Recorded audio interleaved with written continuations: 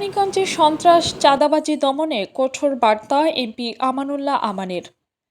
কেরানীগঞ্জে জননিরাপত্তা বিঘ্নকারীদের বিরুদ্ধে কঠোর অবস্থানের ঘোষণা দিয়েছেন ঢাকা ২ আসনের সংসদ সদস্য আমানুল্লাহ আমান।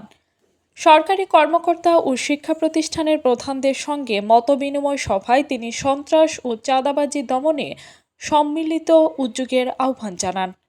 সোমবার দুপুর ১২টায় কেরানীগঞ্জ উপজেলা পরিষদ মিলনায়তনে আয়োজিত এ সভায় সভাপতিত্ব করেন উপজেলা নির্বাহী কর্মকর্তা মোহাম্মদ ওমর ফারুক।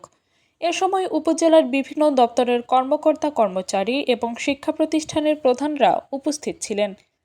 এ সময় এমপি আমানুল্লাহ আমান রাস্তাঘাট উন্নয়ন, স্কুল কলেজ আধুনিকায়ন এবং স্বাস্থ্য খাতকে ঢেলে সাজানোর উপর গুরুত্বারোপ করেন।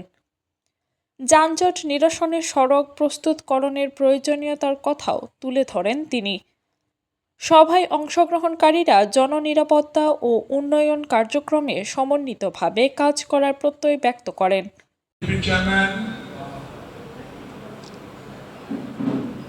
মাননীয় প্রধানমন্ত্রী জনাব তারেক রহমানের নেতৃত্বে আজকে সরকার গঠন করার সুযোগ আল্লাহ তাআলা করে দিয়েছেন। তিনি 18 বছর নির্বাসনে ছিলেন। 18 বছর নির্বাসন থাকার পরে বিএনপির চেয়ারম্যান আজকের মাননীয় প্রধানমন্ত্রী জনাব তারেক রহমান দেশে ফিরে এসেছেন। তাকে আল্লাহ তাআলা এনেছে। আজকে আল্লাহ তাআলা তাকে বাংলাদেশের প্রধানমন্ত্রী বানিয়েছেন। আপনারা জানেন বিভিন্ন ক্রান্তিকালে বিএনপি জনগণের পাশে ছিল। 1971 সালের 25 মার্চ যখন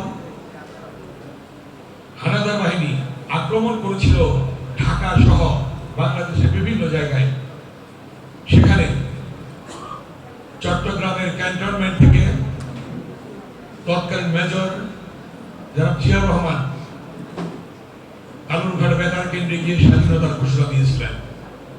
সেদিন জনগণের পাশে দাঁড়িয়েছিলেন জিয়াউর রহমান। আপনারা জানেন 90-এর স্বৈরাচার বিরোধী আন্দোলনে দেশনেত্রী বেগম খালেদা জিয়ার আপসী নেতৃত্বে গণতন্ত্র পুনরুদ্ধার হয়েছিল। আপনারা জানেন দীর্ঘ 17 বছরের মধ্যে প্রায় 1 দশক জনাব তারেক রহমান সেই 8000 মাইল দূরে থেকেও তিনি আন্দোলনের নেতৃত্ব দিয়েছিলেন। সেই নেতৃত্বের ফলে জনগণে ভোটাধিকার হারিয়েছিল, সেই ভোটাধিকার আবার আমরা ফিরিয়ে পেয়েছি। ইলিয়াস আলী গুম হয়েছে, চৌধুরী আলম গুম হয়েছে, সুমন গুম হয়েছে, হাজার হাজার মানুষ গুম হয়েছে। এবং এর পরবর্তীতে আপনারা জানেন কি পরিস্থিতি হয়েছিল। 24-এর হাজার হাজার ছাত্র জনতার রক্তের বিনিময়ে আমরা পেয়েছি অন্তর্বর্তীকালীন সরকার, নতুন বাংলাদেশ। সেই অন্তর্বর্তীকালীন সরকার কিভাবে হলো? সেই রংপুরে আবু সাইদ, চট্টগ্রামের ওয়াসিম সহ এই কেরানীগঞ্জের সন্তান রিয়াজ শহীদ হয়েছে। আমরা আজকে তাদের আত্মার মাগফিরাত কামনা করছি এবং যারা 24-এর আন্দোলনে রক্ত দিয়েছে তাদের আত্মার মাগফিরাত কামনা করছি এবং যারা বিগত দিনে আন্দোলনের সংগ্রামে সমমনা দল যারা আন্দোলনের সংগ্রামে ছিলেন তাদের সকলের প্রতি কৃতজ্ঞতা প্রকাশ করছি এবং তাদের সকলকে ধন্যবাদ জানাচ্ছি।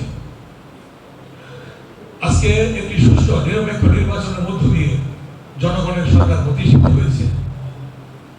জনগণের সরকারের কাছে জনগণের প্রত্যাশা যে একটি সুন্দর বাংলাদেশ, একটি নিরাপদ বাংলাদেশ, একটি উন্নয়নের বাংলাদেশ, একটি শান্তির দ্বীপ হিসেবে সকলে বসবাস করবে। যাই হোক, এবারে যে আমার প্রতিশ্রুতি ছিল, আছে এবং থাকবে, আমরা সন্ত্রাস মুক্ত ঢাকা 2 আসন চাই। 1 নাম্বার। 2 নাম্বার, চাঁদাবাজ মুক্ত ঢাকা 2 আসন চাই আমরা। 3 নাম্বার, মাদক মুক্ত ঢাকা 2 আসন চাই আমরা। 4 নাম্বার, ভূমি দখল মুক্ত ঢাকা 2 আসন চাই আমরা।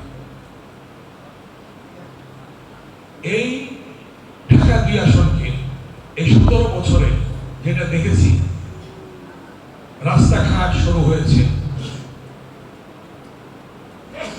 একটা গাড়ি চলবে আরেকটা গাড়ি অনেক জায়গায় চলতে পারে না, এমন রাস্তা করা হয়েছে।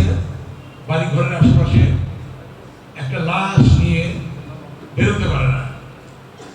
আমি আমাদের ইউনো মহোদয় রয়েছেন এখানে, তার নেতৃত্বে এই এই কেরানীগঞ্জকে একটি পরিকল্পিত শহর হিসাবে গড়ে তোলার জন্য, একটি আধুনিক শহর হিসাবে গড়ে তোলার জন্য প্রয়োজনে যা ব্যবস্থা নেওয়া প্রয়োজন সেগুলি আমাদের ইউনো সাহেব সহ যারা কর্মকর্তারা রয়েছেন বিভিন্ন ডিপার্টমেন্টে, তারা এই ব্যাপারে পদক্ষেপ নেবেন এবং এই ব্যাপারে আমি আপনাদের পাশে থাকবো, জনগণ আপনাদের পাশে থাকবে ইনশাআল্লাহ।